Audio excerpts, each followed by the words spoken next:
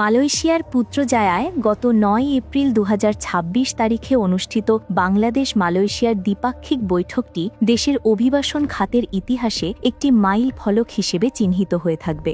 দীর্ঘদিনের পুঞ্জীভূত সমস্যা, সিন্ডিকেট প্রথা এবং উচ্চ অভিবাসন ব্যয়ের কারণে যে শ্রমবাজারটি একসময় স্থবির হয়ে পড়েছিল, প্রধানমন্ত্রী তারিক রহমানের সরাসরি নির্দেশনায় এবং উচ্চপদস্থ প্রতিনিধি দলের সক্রিয় হস্তক্ষেপে তা আজ এক নতুন ও স্বচ্ছ যুগে পদার্পণ করেছে।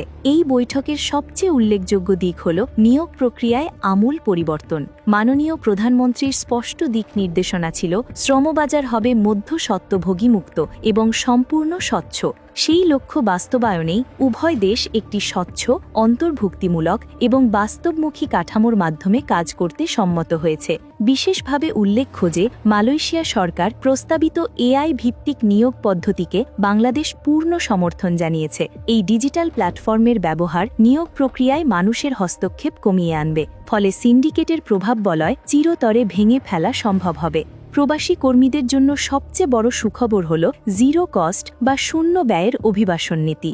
আন্তর্জাতিক শ্রম সংস্থা ILO এর এমপ্লয়ার পেস প্রিন্সিপাল অনুযায়ী এখন থেকে নিয়োগের যাবতীয় খরচ নিয়োগকর্তা বহন করবেন। এই নীতি বাস্তবায়নের ফলে একজন কর্মীকে আর ভিটেমাটি বিক্রি করে বা চড়া সুদে ঋণ নিয়ে বিদেশে যেতে হবে না। এটি কেবল শ্রমিকের আর্থিক নিরাপত্তাই নিশ্চিত করবে না, বরং ঋণের বোঝা না থাকায় প্রবাসে তাদের মানসিক স্থিরতা ও উৎপাদনশীলতা বহু গুণ বাড়িয়ে দেবে।